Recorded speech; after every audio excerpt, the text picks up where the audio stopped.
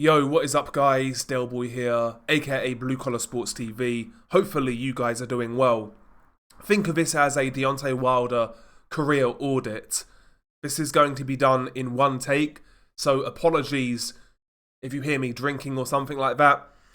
Is what it is. I don't usually do these types of videos, but following Deontay Wilder's loss to Zhili Zhang this past weekend, or last night, sorry, I felt it was appropriate to make this video to go through Deontay Wilder's career and gauge just what his best wins were, and I guess giving us an idea of his standings as a fighter now that his career is basically done. I'm assuming he's going to retire at this point, and quite frankly, even if he doesn't, he's not going to get any top wins from this point in time onwards.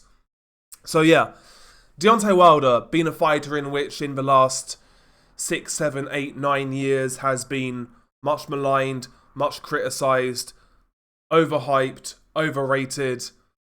His fanboys were some of the most toxic online, bordering on delusion when it comes to Wilder, when it came to his skill set, etc. To the point to where it was almost cult-like. Deontay Wilder has always been a polarizing figure in boxing.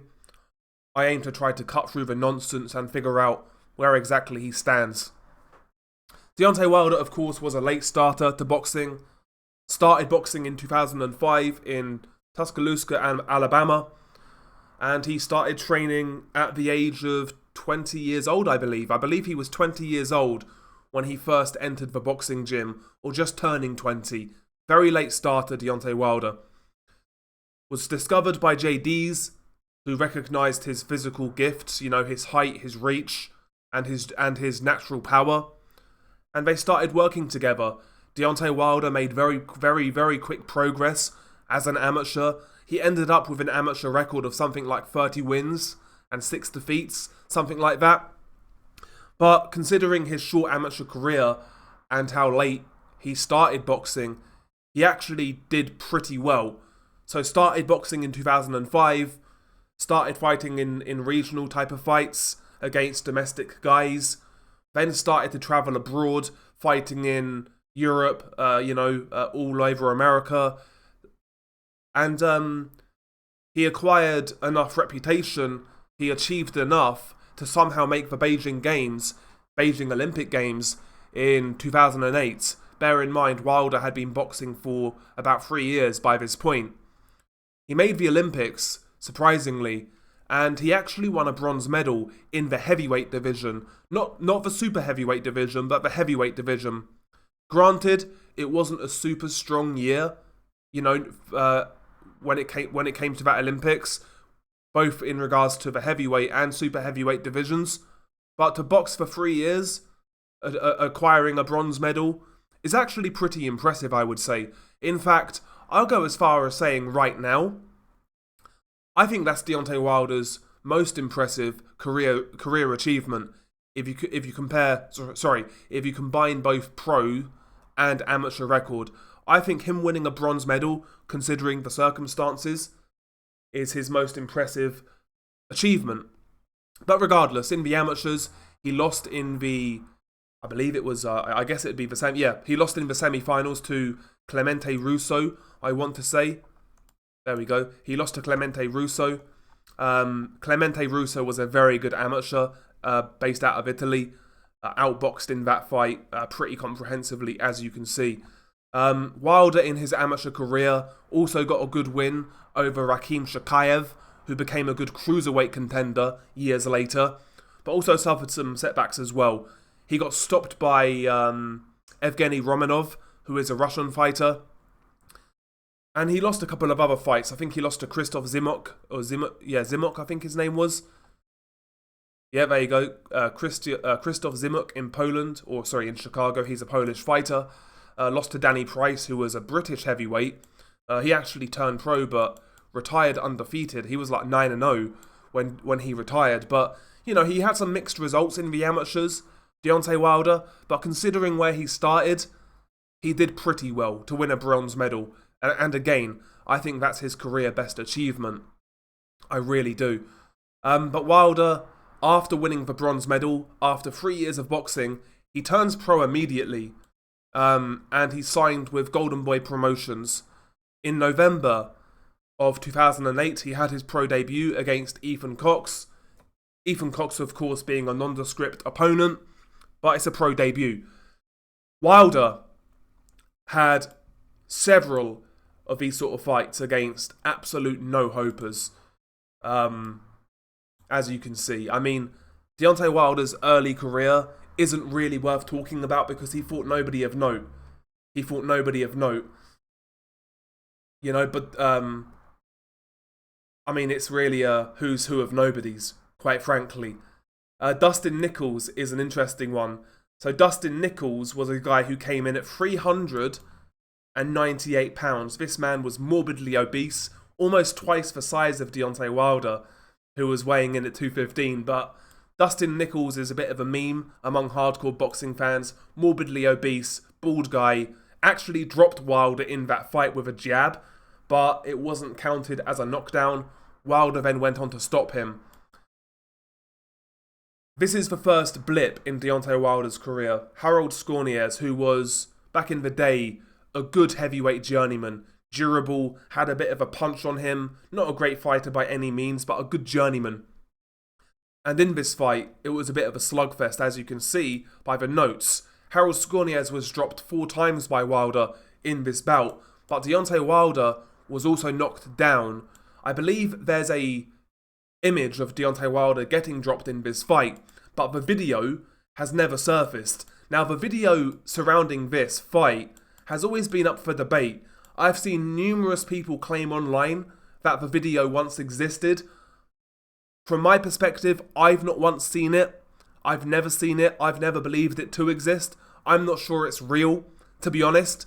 But regardless, this was the first scare in Deontay Wilder's career. If you read sort of post-fight reports from the time, it insinuates that Wilder was pretty badly hurt, and it insinuates that the count may have been long, these reports. How true that is, I'm not sure. I never saw it with my own eyes, but, you know, this was the first major scare in Deontay Wilder's career, getting dropped by Harold Scorniez and having a bit of a hard fight early on.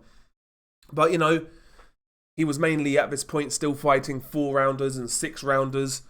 You know, we're 2 years into his career by the time he gets to Dan Sheehan. Again, losing record, 11 wins and 38 defeats. Nothing to write home about. Carries on into 2011. Again, 6-rounders. He eventually, finally gets to the 8-round stage against Daniel Cota in Mexico, in Cancun. Takes him 3 rounds to stop Daniel Cota. But as you can see, at this point in time, the resume, these are just all knockover jobs. They're all knockover jobs. And I know by this time, Wilder was starting to get good sparring. I don't know whether by this time he was training with Vladimir Klitschko, but he was starting to get better sparring. He was starting to travel. So yeah, he wasn't really learning much in the ring. But you would hope, at the time, if we take ourselves back to 2011, you would hope that his sparring was helping him develop, because the fights certainly weren't. He wasn't getting tested. You know, into 2012, again, 8-rounder, Marlon Hayes, nothing to write home about. Jesse Altman's, nothing to write home about. First recognisable name to hardcore boxing fans, aside from Harold Scorniez, may have been Owen Beck. Owen Beck was shot to bits by this stage. You know, lost his last 6 fights at least, as you can see. Got stopped in 3 rounds by Wilder. Owen Beck was a former fringe contender, and that's being very kind. He fought Nikolai Valuev and got blasted out. Kirsten Manswell was another similar name.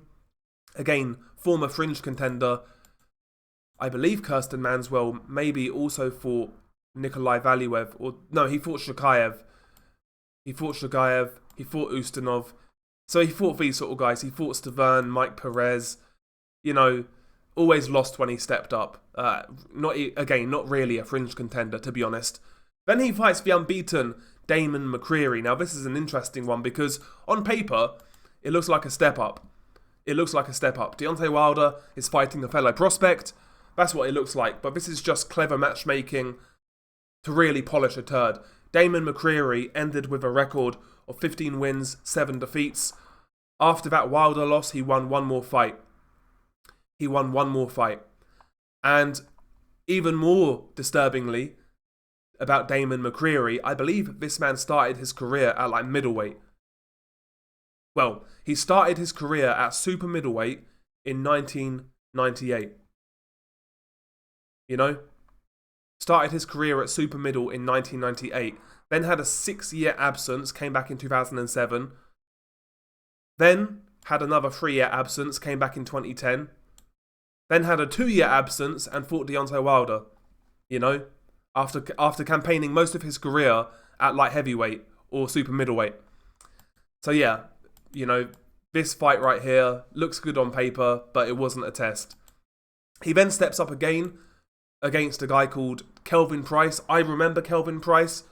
He was, I believe, a former basketball player turned pro boxer, similar to Deontay Wilder. But Kelvin Price had no natural ability when it came to fighting. Very lackadaisical fighter, a fighter in which appeared scared when he fought. And we saw that in the Deontay Wilder fight. There was a lot of pouring, a lot of measuring from Kelvin Price. But he really wasn't doing anything. And he was a sitting duck for Deontay Wilder's right hand. He got caught in the third round by an overhand right. It drops Kelvin Price heavily. And the fight was waved off. So again, unbeaten guy, Kelvin Price. Looks good on paper, but this guy wasn't a serious prospect. He wasn't a serious prospect. He went on to lose to Amir Mansour. But again, as you can see, not a serious fighter. Getting by on a majority decision against a 1-1-1 fighter. You know, scraping by Tor Hamer, who wasn't a great fighter. It is what it is. Kelvin Price, no bueno. Matthew Greer, and by the way, actually, this is the point in Deontay Wilder's career, second half of 2012, where in my opinion, he should have really been starting to take step-up fights. I appreciate Deontay Wilder, given the lack of amateur pedigree, had to have a slower build-up. I get it. However, I think by this time, this is when the tests should have started to come.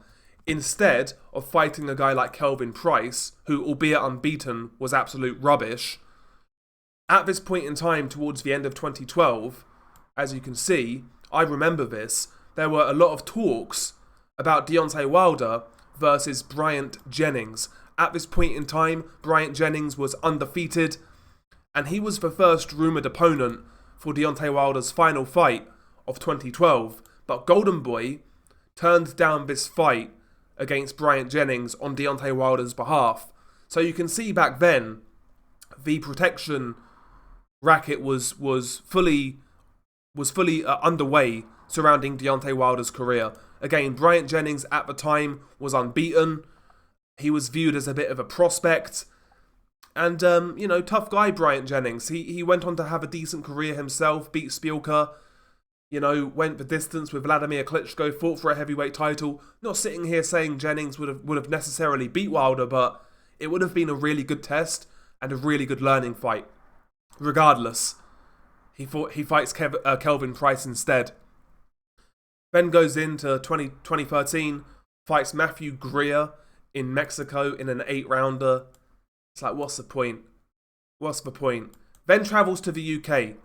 Now, I was actually at this fight because it was headlined by Amir Khan versus Juan Diaz, and it was in Sheffield. I actually was at this fight live.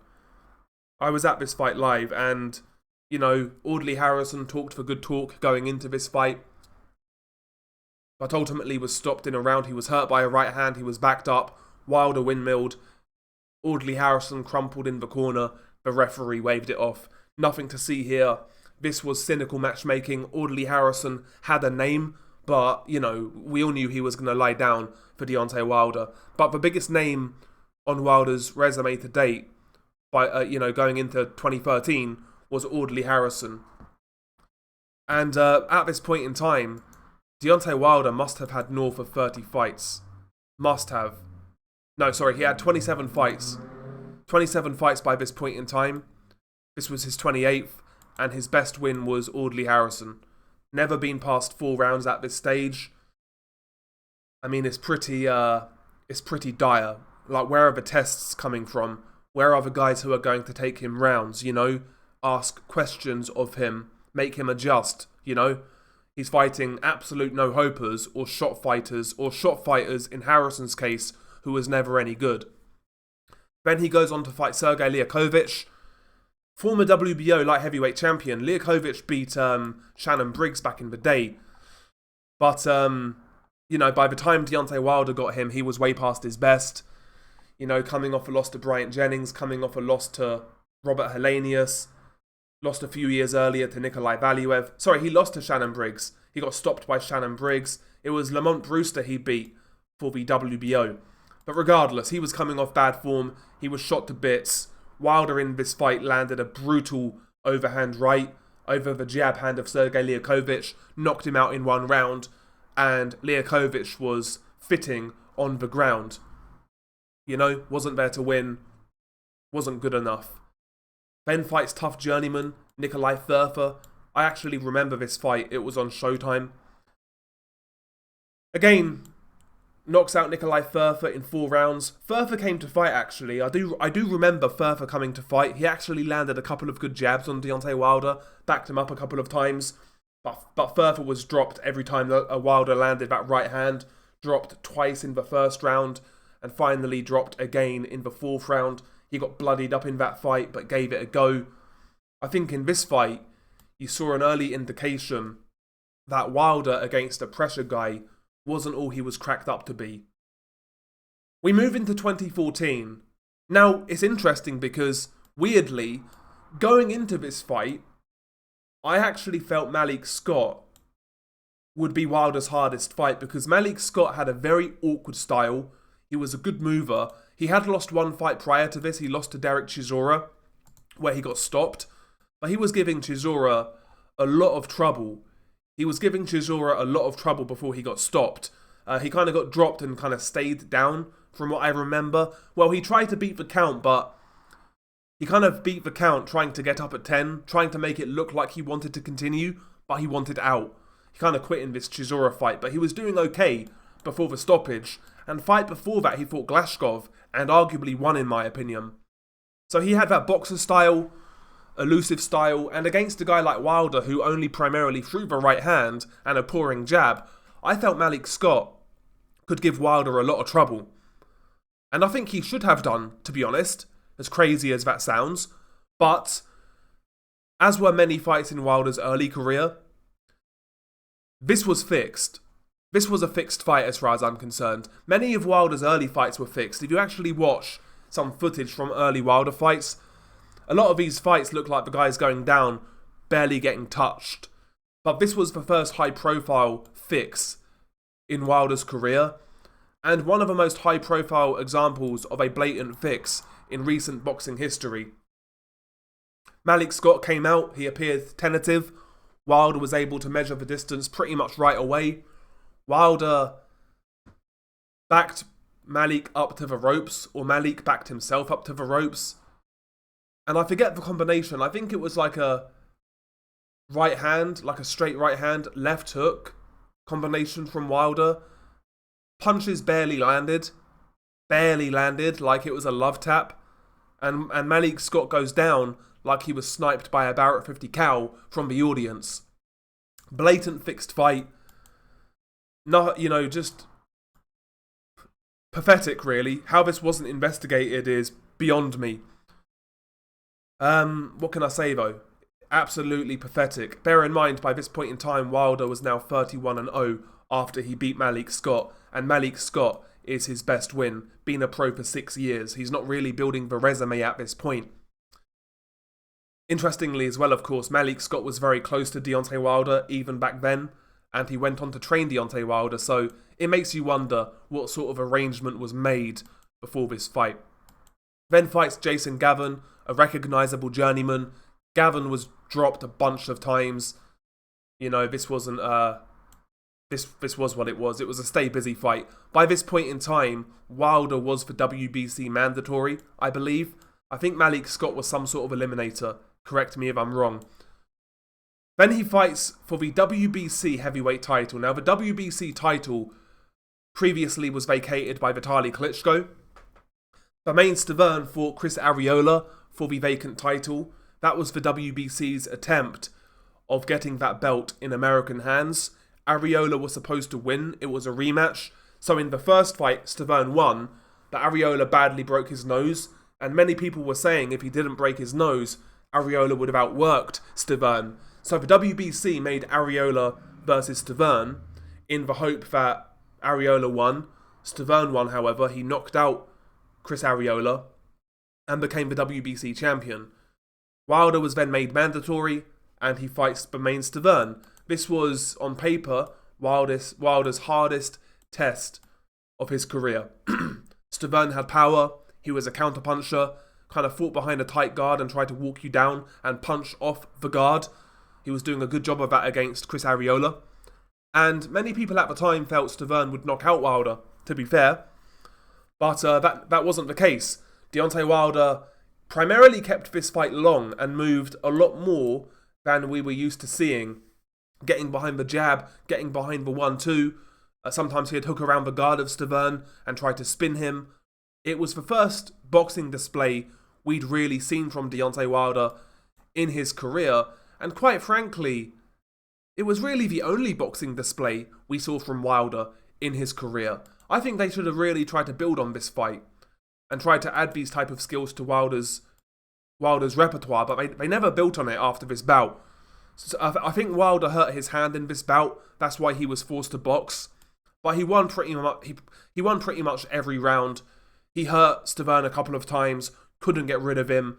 12-round unanimous decision for Deontay Wilder. And this was Deontay Wilder's crowning moment in his career. By this point, he became the WBC Heavyweight Champion.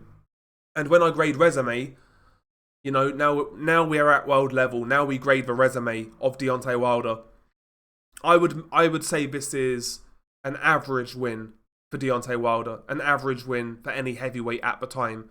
A guy like Stiverne. Average win. He then moves on and has his first title defense in June of 2015. This was a homecoming to Alabama. And he fights Eric Molina. Eric Molina previously had only really been known for getting knocked out in a round by Chris Arreola, I believe. Let's have a look. See how good my boxing knowledge is. I'm sure he got knocked out in a round by Chris Arreola. I could be tripping.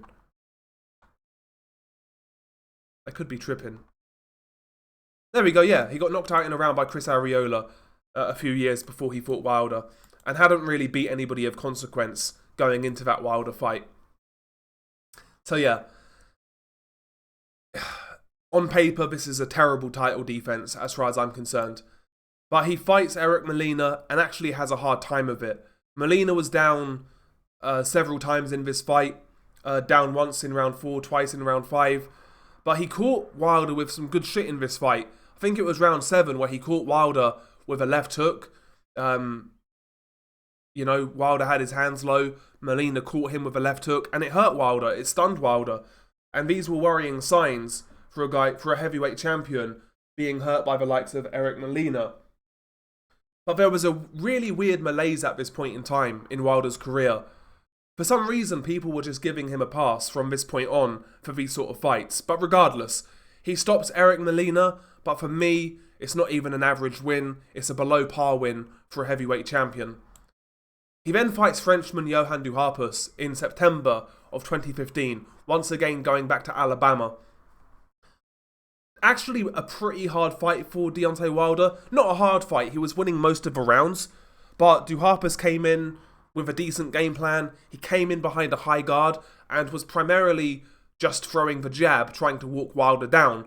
Wilder was able to take the half step back and fire the straight right hand, but he was never really able to take Duhaupas' jab away from him, and he actually bust up Wilder's eye with his jab. He was very effective with that shot throughout, and he gave Wilder some hard moments in there. Wilder was always ahead, he was always landing the harder shots, but, you know, Duhaupas was in there, making it competitive. Bear in mind, Duhaupas was a good European level fighter, but nowhere close to world level. And anyway, in the end, Wilder stops Duhaupas.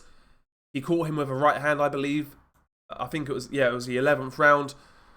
Duhaupas was hurt, and then Wilder then jumped on him and landed like a combination. The referee waves it off. You could argue that the stoppage was too early. Is what it is. We then moved to Artur Szpilka, Polish heavyweight, smaller heavyweight, southpaw, and again, we saw Deontay Wilder's limitations in this bout. Artur Szpilka, at this point in time, he'd already been exposed. He got stopped by Bryant Jennings in 10 rounds the year prior. Szpilka was another late starter to boxing. He was a former football hooligan turned boxer, and he tried to get by basically on movement, on athletic ability, on awkwardness. And he had some decent attributes to his game, but nowhere close to world level. And Szpilka, until he got knocked out, was arguably winning this fight. I know the scorecards don't reflect it, but Szpilka was arguably winning. He was getting his foot, he was for southpaw, he was getting his lead foot on the outside of Wilder's. He was spinning away from Wilder's right hand. He was keeping Wilder off balance. He was jabbing to the body, jabbing to the chest, picking his moments here and there. He was having a lot of success against Wilder. He was outboxing him, in my opinion. The mistake he made, Artur Szpilka, was that after a while he got too confident. There were a couple of moments where he took a right hand from Wilder and he tried to shake it, like he shook it off like the shot didn't do anything. He was showboating. He then started to hold his feet a little more, get a little more reckless, a little more aggressive, and he ended up walking into a monster right hand from Deontay Wilder. Wilder kind of came over the top and rolled under, right hand bang on the chin. He caught Szpilka coming in, brutally knocked out. He actually needed a stretcher on his way out of the arena. But again, for me, this is a below average win for a heavyweight champion. I'd put Duhaupas as an average win. So by this point in time, Wilder's got 2 average wins in, 36 fights. Then he fights the ghost of Chris Arreola, below average. Need I say more? Wilder was actually injured in this fight. He hurt his bicep, but he was piecing Arreola up. He was winning the fight basically with one hand. That's how washed Arreola was by this point in time. I know people are going to say, well, Arreola came back and had a good fight with Adam Kalnacki, but listen, man. And he had a good fight with Andy Ruiz, but still, I think that's a reflection on Kalnacki and Andy Ruiz more so than Arreola. Arreola was done, he was going life and death with guys like Fred Cassie, guys like Curtis Harper. He was badly hurt by Curtis Harper in that fight. Arreola was looking washed by this point. Below average win. Then fights Gerald Washington. Below average win. Gerald Washington is a guy who... He's one of those fighters where I see value in him as a sparring partner. I think he'd be a good sparring partner in a heavyweight champion's camp. But throughout his pro career, he was always found wanting for a lack of heart, a lack of willingness to sit down on his punches and go for it. And this was a theme throughout his career, man. And again, Wilder was having trouble with the jab and the movement of Gerald Washington. Again, arguably losing this fight up until the stoppage. Arguably losing this fight. I mean, that says it all really, when you're losing rounds, when you're losing all these rounds against the likes of Gerald Washington, Artur Szpilka, even Duhaupas to a lesser degree, etc. It says it all. It says it all. But nevertheless, Wilder dropped Washington with a right hand in the 5th round. Washington beats the count, but then Wilder basically swarms him and the fight's over. Below average win. Then he fights Bermane Stiverne in what was one of the most disgusting mandatories I've seen in the heavyweight division in quite some time. Probably since Alex Leapai fought Vladimir Klitschko. But even Alex Leapai, he actually got a win over Dennis Boistov, who was an unbeaten contender. So it's not even on that level. This was such a bad mandatory, it was a joke. Bermane Stiverne, the Buffet King, came in drastically out of shape, rolls upon rolls upon rolls, 254 pounds. He had one fight prior to his first fight with Wilder, which was, he fought Wilder in January of 2015. And he had one fight in between then. That was against Derek Rossi, a journeyman, and he scraped by with a split decision. Somehow he was Mando for Deontay Wilder, and the fight played out like an absolute joke. I mean, go and watch the fight. Go and watch the fight. Stiverne wasn't there to win. I doubt he put in a week's training for that fight. You know, at this point, there was a lot of talk about Wilder's conduct. It was actually before this fight, he said he wanted a body on his record. He wanted to kill Stiverne. That really made the headlines, caused a lot of controversy. I personally didn't care, but a lot of people did.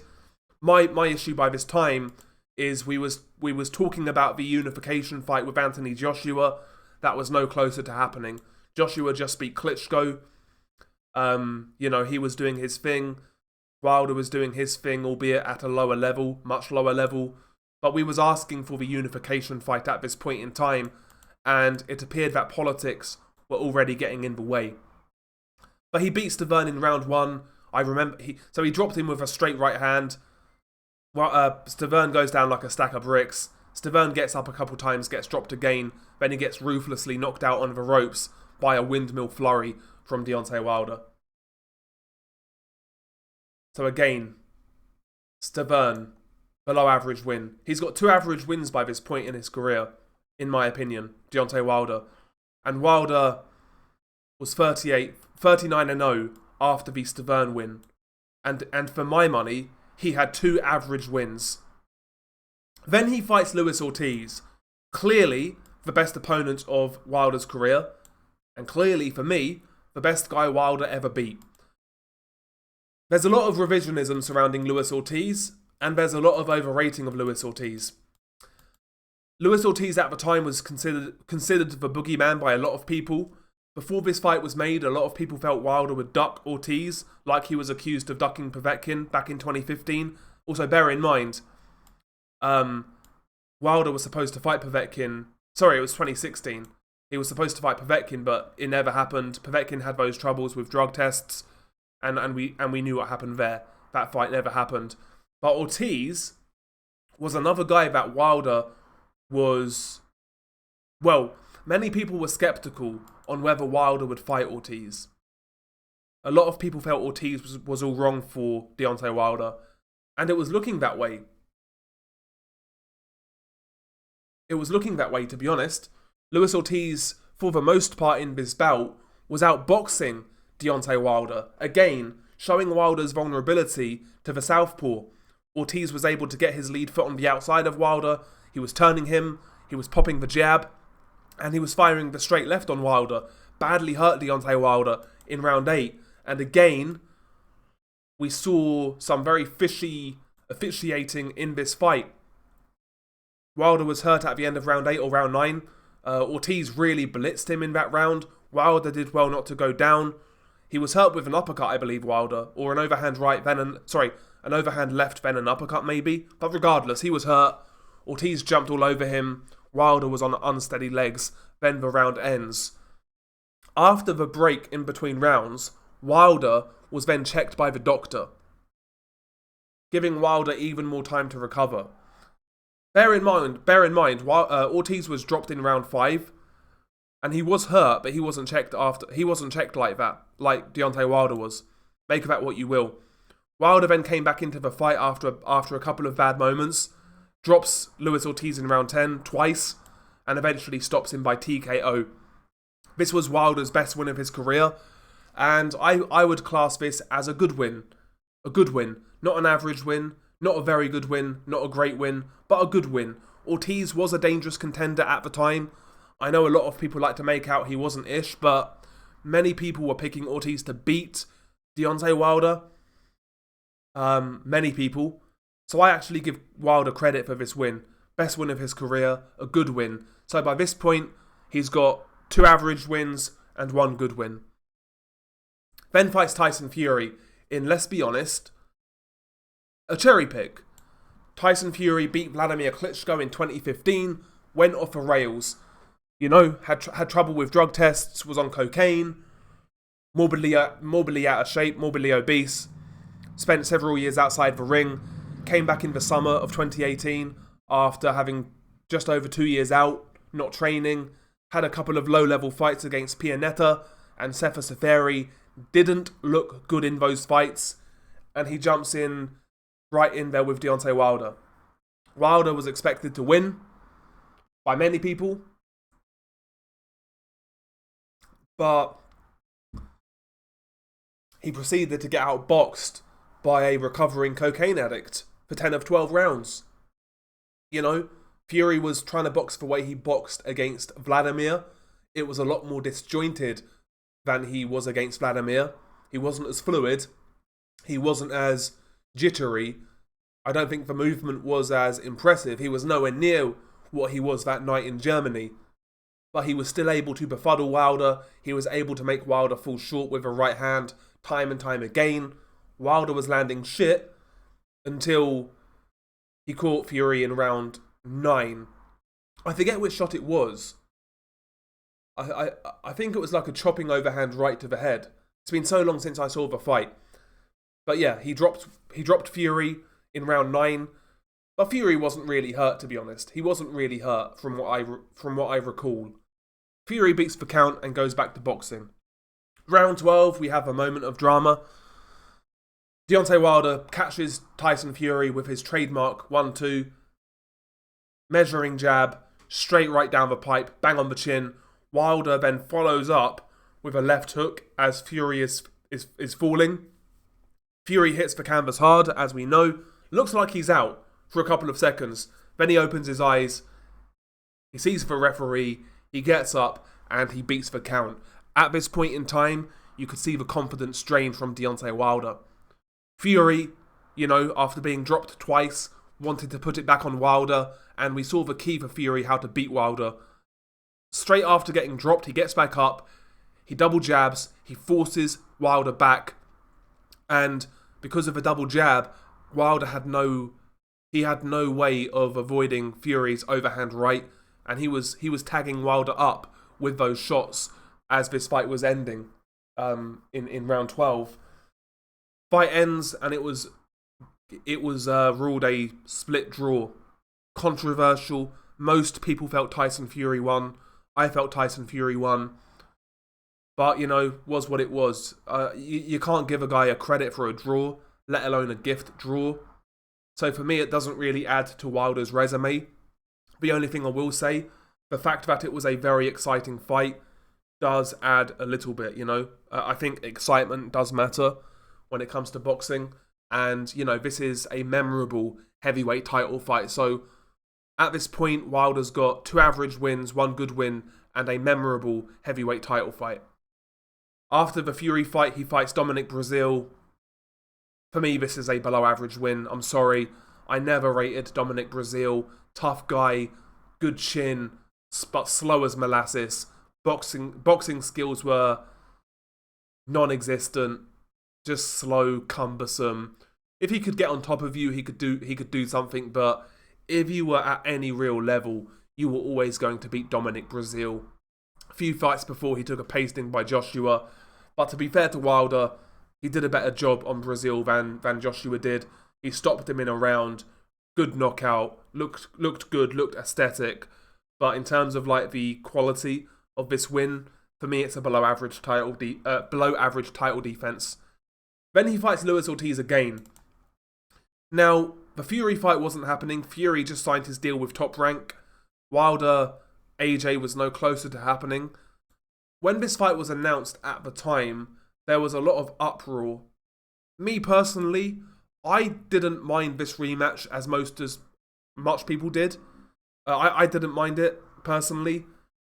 But, you know, regardless, Luis Ortiz wasn't the fighter he was in the first fight. He was 2 years older. So yeah, was what it was. Was what it was. Ortiz, though, again, had a lot of success against Wilder. A lot of success. Boxing a lot more circumspect than he did first time around. He wasn't throwing the same amount of power shots that he did in the first fight. He was boxing a lot more, primarily outworking Wilder with his lead hand. Wilder was really doing nothing in the first 6 rounds of that fight. He was doing nothing, just getting totally outboxed. I don't think Wilder won a round, to be honest. But he catches Luis Ortiz in round 7. Again, 1-2, blinding jab, straight right, hits the top of the head of Luis Ortiz. Luis Ortiz goes down, and he's knocked out. He can't beat the count. Good knockout by Wilder, bad performance. In regards to how I would grade the win, I'd call it an average win. I think Luis Ortiz by this time had seen better days. So we've got 3 average wins. 3 average wins for Wilder, 1 good win, and 1 memorable heavyweight title fight.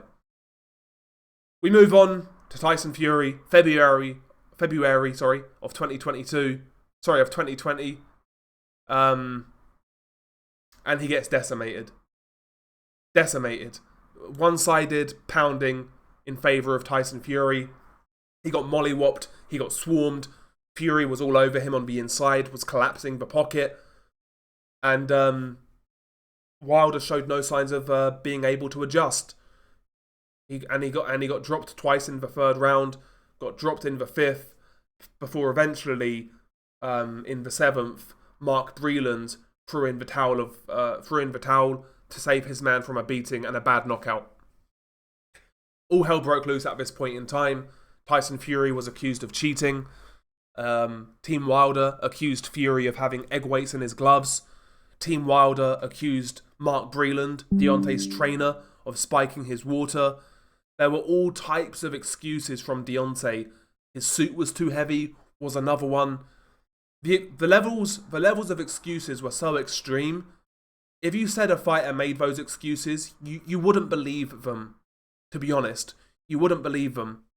But he took a pasting, and by this time of Wilder's career, you realise that Wilder was a guy who was extremely arrogant and extremely overconfident, and quite frankly, extremely naive. Because the Luis Ortiz fight was telling.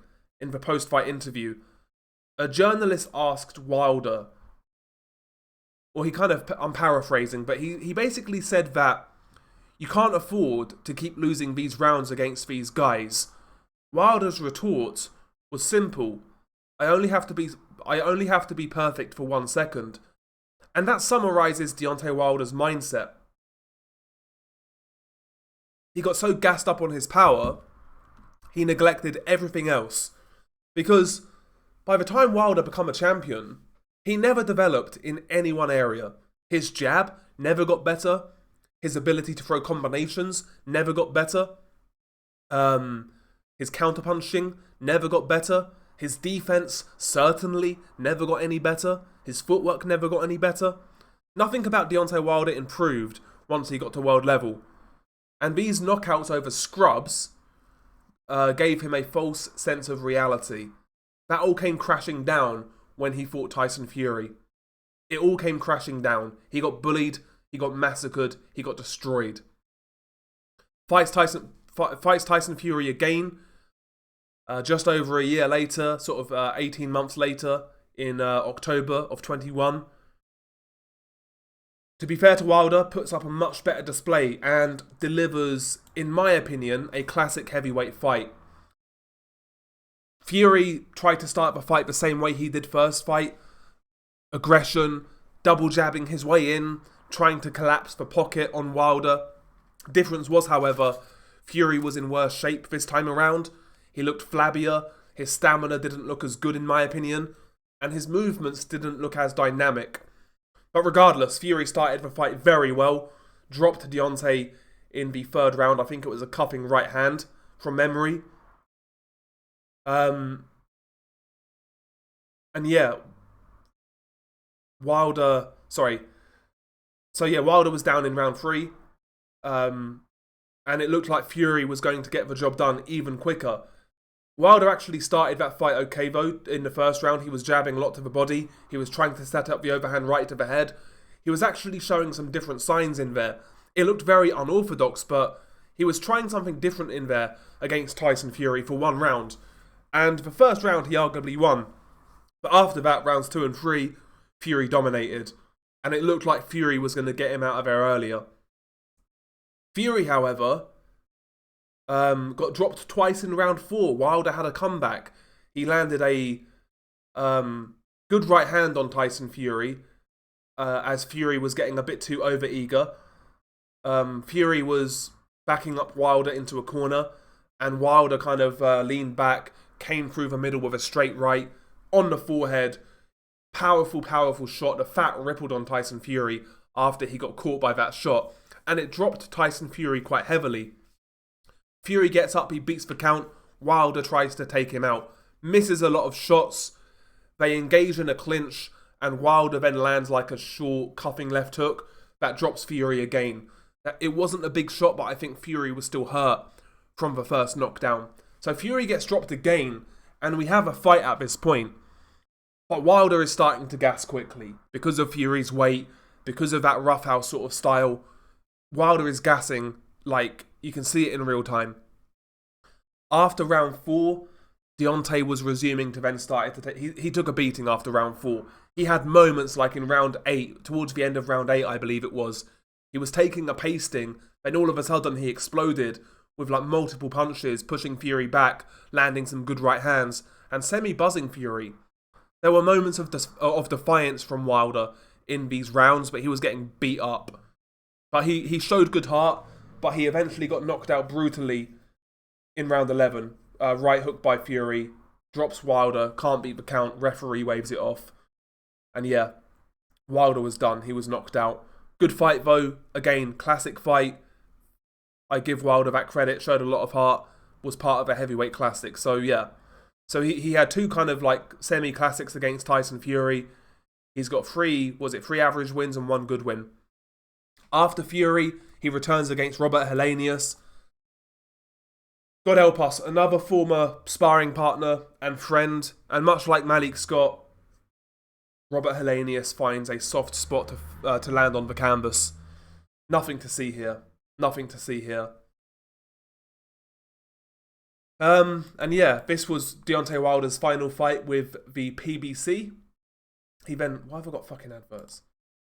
He then has over a year out, 14 months out of the ring, before he signs with Turki Al-Sheikh to fight Joseph Parker. Joseph Parker being one of Wilder's, contemporaries in the heavyweight division, in his same era.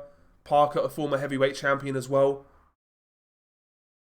Wilder was actually a favourite going into this fight, but he was comprehensively outboxed by Joseph Parker. I actually never gave Wilder a round in this fight. Wilder was tentative. He wasn't able to set up his straight right hand. Just a slight bit of movement from Joseph Parker, and being more active with his lead hand won him this fight. A bit of side-to-side movement, and Wilder couldn't land the straight right. Wilder was also hurt a couple of times in this fight as well. But he was completely outboxed, completely outmaneuvered, and arguably after Tyson Fury, Joseph Parker was the second best guy Wilder had ever fought at this point, and he lost convincingly. And of course, most recently, he fought Zhilei Zhang. Again, after Joseph Parker, after Fury, arguably the third best guy Wilder had ever fought, and he was brutally knocked out in round 5. So when you look at it, for me, the 3 best guys Wilder fought, he lost to. He lost to Fury, he lost to Parker, he lost to Zhang. He has 1 good win over Luis Ortiz, and he has 3 average wins. The average wins being the Ortiz rematch, the Duhaupas win, and the first Deverne win. So 3 average wins, 1 good win. Bonus points for having 2 classic heavyweight fights with Tyson Fury. And I guess bonus points for winning a bronze medal in the Olympics. But when it comes to the accolades that Deontay Wilder achieved, like having 9 title defenses, being considered one of the greatest knockout punchers in heavyweight history, I think that's really hollow considering the level of competition that he fought. Some of his title defenses were nothing short of a disgrace. Nothing short of a disgrace. And the guys he tried to fight as well, by the way, like Andrzej Wawrzyk, the Polish guy, for example, and shit like that. Like his level of competition was awful, and he never beat any of his generation, really. Aside from Luis Ortiz, he never really beat his rivals. Parker was a rival. Fury was a rival. Zhang was a rival. Of course, he never fought Joshua. You can blame who you want, but Wilder takes some blame as well. The offer was there, as confirmed by Wilder. Never beat Joshua. Never beat Usyk. Never beat Dillian White. You know, even guys like Bryant Jennings he never beat early in his career. He could have had better wins early in his career. He could have fought Chisora in 2013. You know, Chisora was up for that fight. Never happened. When you look at Wilder's resume, it is pretty shocking. It is pretty shocking. And when it's all said and done, if everybody retires tomorrow, where does Wilder rank among this generation? Certainly not first. Right now, that's Usyk. Second and third are Fury and AJ. Wilder's nowhere close to those guys. I don't think he's close to Joseph Parker. The only thing he's got over Joseph Parker is accolades, but what do accolades matter when the competition isn't there? What do accolades matter? If you all of a sudden rate accolades, I don't want you guys to start cussing out Sven Ottke. You know? But you guys always say, oh, Sven Ottke's a bum, his competition was terrible. We'll say the same for Wilder. Wilder's was a lot worse. A lot worse. So aside from accolades, he has nothing over Joseph Parker. Win, lose or draw, Parker's fought much better competition. And he's got better wins, and he beat Wilder. Andy Ruiz is a better win than Luis Ortiz. You know? Zhilei Zhang's a better win than Luis Ortiz. Parker's ahead of Deontay Wilder in this generation. You know? You could argue Zhilei Zhang is. You know? A lot of guys, if you deep it, are above Wilder in terms of pure resume talk, at least. Dillian White, arguably, he's got better wins. It's not even arguable. He's got better wins than Deontay Wilder. When it's all said and done, Deontay Wilder, listen, he's got a couple of good memorable moments over, you know, against Fury, and even the first Luis Ortiz fight to a degree. But aside from that, considering the length of his career, considering the amount of title fights he had, Deontay Wilder, for me, took more from the sport than he delivered. He took more than he delivered. Thoroughly overrated heavyweight champion. Thoroughly overrated. Doesn't belong in any head-to-head conversations. I know that is mystical, I get it. But it's a disservice putting this guy in those conversations. It's a disservice to the previous greats. Wilder isn't a great. Wilder is a belt holder who happened to be a belt holder for a very long time. That's it. You know, again, people cuss out the Klitschko era, for example, but I think there's numerous guys in that era who would have beaten Deontay Wilder. Like Povetkin, obviously the Klitschkos themselves. As we saw, you know, that's another red flag for Deontay Wilder. Again, on record, Wilder refusing to fight Vladimir in 2015. You know, refusing to fight him. Shelley Finkel, his own manager, stated that Wilder was still a prospect, despite being WBC champion. No interest to become undisputed. And Wilder, for me, was a cash grab. He was overrated. And despite having a couple of good moments, overall, Deontay Wilder was a scam and a fraud. I don't see how you can conclude any other than that. He was a hype job. He was a fraud. He was overrated. And I don't think he was ever that good. People are saying, I've seen these clown Wilder channels say that, oh, boxing aged Wilder out. It's so sad what's happening. Aged him out. Wilder never had a hard career. I see a lot of people say, oh, Fury ruined Wilder. I don't think so. 2 fights ruined him? No, I don't think so. Wilder looked the same to me. He looked more shook against Parker and Zhang because of what happened against Fury, but physically he looked the same. He was still moving the same. His hands looked the same speed. This is just his level. You can take Zhili Zhang and put him against any version of Deontay Wilder on a neutral venue. Zhili Zhang knocks out Deontay Wilder 10 times out of 10. Joseph Parker, I'd say beats Deontay Wilder more than he loses if they fight 10 times, prime for prime. Parker's a much better boxer.